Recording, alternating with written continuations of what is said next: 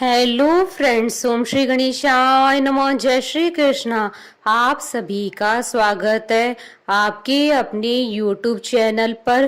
Friends, आज हम आपको इस वीडियो में बताने जा रहे हैं वैशाख मास महात्म्य के 8वें अध्याय के बारे में और स्कंद पुराण के अनुसार वैशाख मास महात्म्य के प्रथम अध्याय के बारे में। फ्रेंड्स, वीडियो शुरू करने से पहले आपसे रिक्वेस्ट है, अगर आप हमारे चैनल पर नए हैं और आपने अभी तक चैनल को सब्सक्राइब नहीं किया है तो प्लीज सब्सक्राइब कीजिएगा चैनल को, साथ ही प्रेस कीजिएगा बेल आइकन को, जिससे नए वीडियो से रिलेटेड नोटिफिकेशन आपको तुरंत प्राप्त हो सके।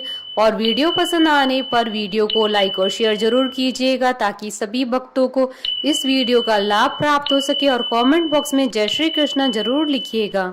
वैशाख मास महात्म सब प्रकार के विघ्नों का नाश करने वाले तथा सारी सृष्टि का पालन करने वाले श्री गणेश जी तथा ज्ञान के दाता श्री सरस्वती जी तथा सब पुराणों के कर्ता श्री व्यास जी तथा श्री गुरुदेव के चरण कमलों में नमस्कार करके भगवान की श्रद्धा और भक्ति रस में डूबे हुए वैशाख मास महात्म की कथा कहती हूँ।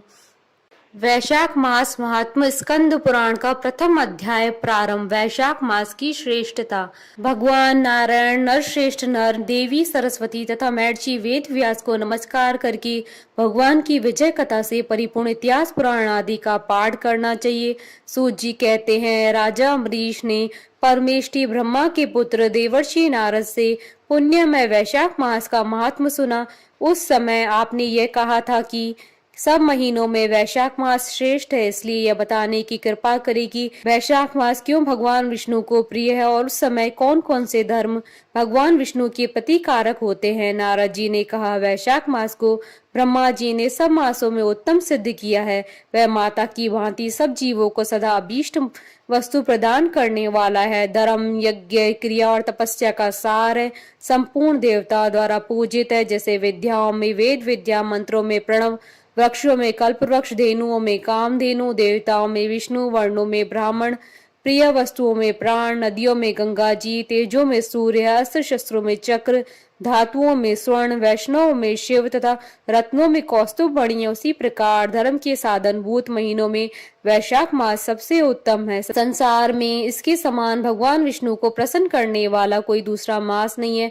जो वैशाख मास में सूर्योदय से पहले स्नान करता है उसे भगवान विष्णु निरंतर प्रीति करते हैं। पाप तभी तक गरजते हैं जब तक जीव वैशाख मास में प्रातः काल जल में स्नान नहीं करता है। हे राजन, वैशाख के महीने में सब तीर्थ आदि देवता भार के जल में भी सदैव स्थित रहते हैं। भगवान विष्णु की आज्ञा से मनुष्य का कल्याण करने के लिए वे सूर्योदय से लेकर 6 दंड के भीतर तक मौजूद रहते हैं। वैशाख के समान कोई मास नहीं है, सतयुग के समान कोई युग नहीं है, वेद के समान कोई शास्त्र नहीं है और गंगा जी के समान कोई तीर्थ नहीं है। जल के समान दान नहीं है, खेती के समान धन नहीं है और जीवन से बढ़कर कोई लाभ नहीं है। उपवास के समान कोई तप नहीं है, दान से बढ़कर कोई सुख नहीं है। दया के समान धर्म नहीं है, धर्म के समान मित्र नहीं है, सत्य के समान यश नहीं है, आरोग्य के समान उन्नति नहीं है। भगवान विष्णु से बढ़कर कोई रक्षक नहीं है और वैशाख मास के समान संसार में कोई पवित्र मास नहीं है, ऐसा विद्वान पुरुषों का मत है। वैशाख श्रेष्ठ मास है और शेषाशायी भगवान विष्णु को सदा प्रिय है। सब दानों से जो पुण्य प्राप्त होता है, सब तीर्थों से जो फल होता है, उसी को मनुष्य वैशाख मास में केवल जलदान करके भी प्राप्त कर लेता है। जो जलदान में असमर्थ है, ऐसे ऐश्वर्य की अभिलाषा रखने वाले पुरुष को उचित है कि वह दूसरे को प्रबोध करे, दूसरे को जलदान का महत्व समझावे। यह सब दानों से बढ़कर श्रेष्ठ हितकारी है। जो मनुष्य वैशाख में सड़क पर यात्रियों के लिए प्याऊ लगाता है वह विष्णु लोक में प्रतिष्ठित होता है। हे नृपश्रेष्ठ, प्याऊ देवताओं, पितरों तथा ऋषियों को अत्यंत प्रीति देने वाला है। जिसने प्याऊ लगाकर रास्ते के थके मांदे मनुष्य को संतुष्ट किया, उसने ब्रह्मा, विष्णु और शिव आदि देवताओं को संतुष्ट कर लिया। हे राजन, वैशाख मास में जल की इच्छा रखने वाले को जल, छाया चाहने वालों को छाता और पंखे की इच्छा रखने वालों को पंखा देना चाहिए। हे राजेंद्र, जो प्यास से पीड़ित महात्मा पुरुष के लिए शीतल जल प्रदान करता है वह उतने ही मात्र से ही 10,000 राजसूय यज्ञों का फल प्राप्त करता है।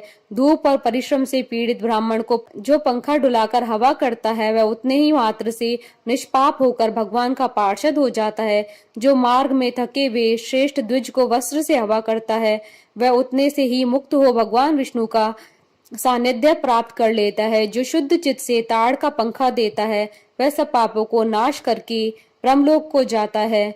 जो विष्णु प्रिय वैशाख मास में पादुका दान करता है वह यमदूतों का तिरस्कार करके विष्णु लोक में जाता है। जो मार्ग में अनाथों के लिए ठहरने के लिए विश्रामशाला बनवाता है उसकी पुण्य फल का वर्णन नहीं किया जा सकता है। मध्याह्न में आए हुए ब्राह्मण अतिथि को यदि कोई भोजन दे तो उसके फल का अंत नहीं है। हे राजन, अन्नदान मनुष्यों को तत्काल तृप्त करने वाला होता है, इसलिए संसार में अन्न के समान कोई दान नहीं है। जो मनुष्य मार्ग में थके हुए ब्राह्मण के लिए आश्रय देता है उसकी पुण्य फल का वर्णन किया नहीं जा सकता। हे भूपाल, जो अन्नदाता है वह माता पिता आदि का भी विस्मरण करा देता है, इसलिए तीनों लोकों के निवासी अन्नदान की प्रशंसा करते हैं। माता और पिता केवल जन्म के हेतु होते हैं, पर जो अन्न देकर पालन करता है मनीषी पुरुष इस लोक में उसी को पिता कहते हैं। इति श्री स्कंद पुराण अंतर्गत वैशाख मास प्रथम अध्याय संपन्न हुआ।